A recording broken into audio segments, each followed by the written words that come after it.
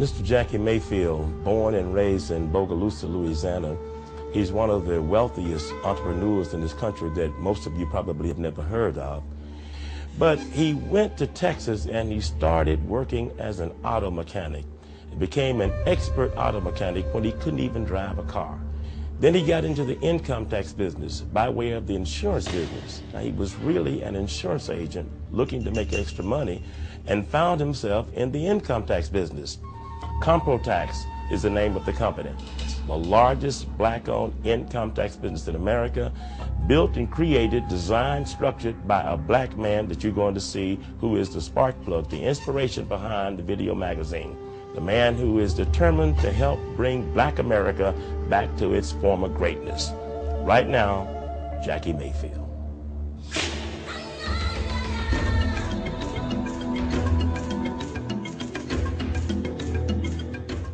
Mr. Mayfield, you are the largest black-owned income tax preparation business in America. You have a successful business. Your family works in the business. You're making a lot of money. You're helping a lot of people.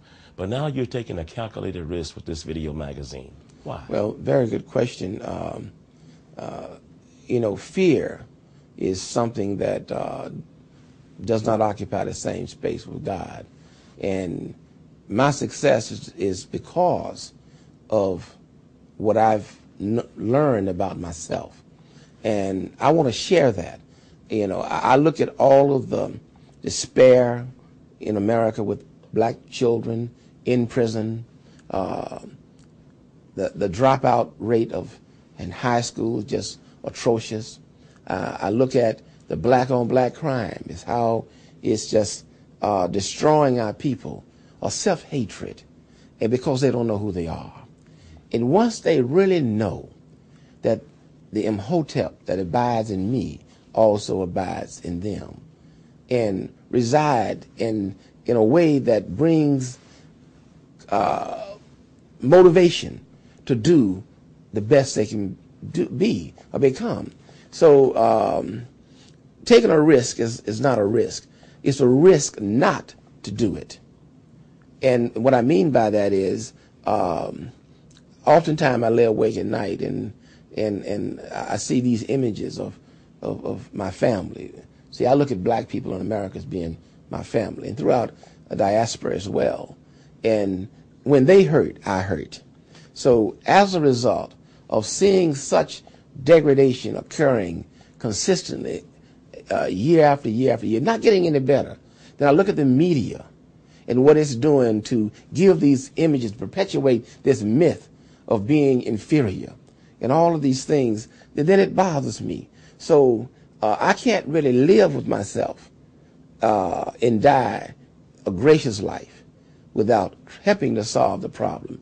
So I know the video magazine, with the substantive information that's going to come across for the people, that it's going to give them the impetus to do things for their community, for themselves and their family, is something that motivates me, and fear will not abide here. You know, there could be consequences for what you're doing. You essentially are taking on the entire media in this country.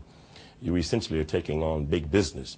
And so you put in your business, would it be safe to assume, or fair to say, that you are assuming a risk by going against this? In other words, you're attempting to reach black people directly, as I understand it. That's correct. Well, the risk is, like I said earlier, if we don't do it, what are the consequences? We can't sit around and allow our people to be destroyed day in and day out and be afraid to react because you may get killed or something may happen to your business. You must have better courage than that. And when you study your history, you know that we are riding on the backs of ancestors that gave their lives for us to be here. So I'm no better. Even our brother Jesus died for a cause, for us to be here. So I'm no better than Jesus. But wouldn't it be a lot easier, less expensive, for just to go and take the video magazine, since most black people watch television, but you don't want it on TV? Wouldn't it be a lot easier to just go where the black folk are already? They're already watching it. Well, it requires a lot of money, one. Secondly, if we had the money to put it there, we couldn't get it there because they censor things. The media that is giving the images, they could very well pull scholars and put people like Dr. Robinson on television, but they don't. They can very well put people like Dr. Naeem Akbar on television to tell the real story, and many other of our great scholars, but they don't. Why so? It is because it is intentional to keep us in a inferior type mentality. So knowing about the greatness of Africa and what we gave to the world and all the lies that permeate our community, they don't want to straighten that out. So no amount of money will allow us to put that on television. So we must go directly to the end user.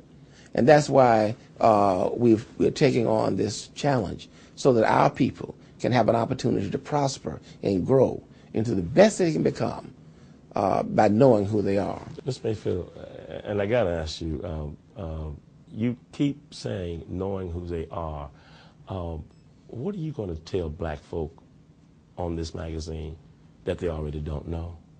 Well, when Dr. Robinson started talking and explaining to them, as I've been a student of Dr. Robinson for many years as well, about the greatness of their ancestry and what they did in math and science and what the world benefited from. The true story about the Civil War and the true story about the Statue of Liberty and all of the images in America that was stolen from our country that empowers people. When you start listening to that, Mr. Ray, you're going to get motivated, you're going to get up and do something. You're not going to worry about it. If people are giving you a job, you're not going to worry about whether you're going to succeed or not. You're just going to do very well, as I've done. Thank you. The Honorable Jackie Mayfield, the founder of ComproTax, the largest black-owned income tax business in the United States of America, and the creator and inspiration behind the 21st Century Underground Railroad, a video magazine.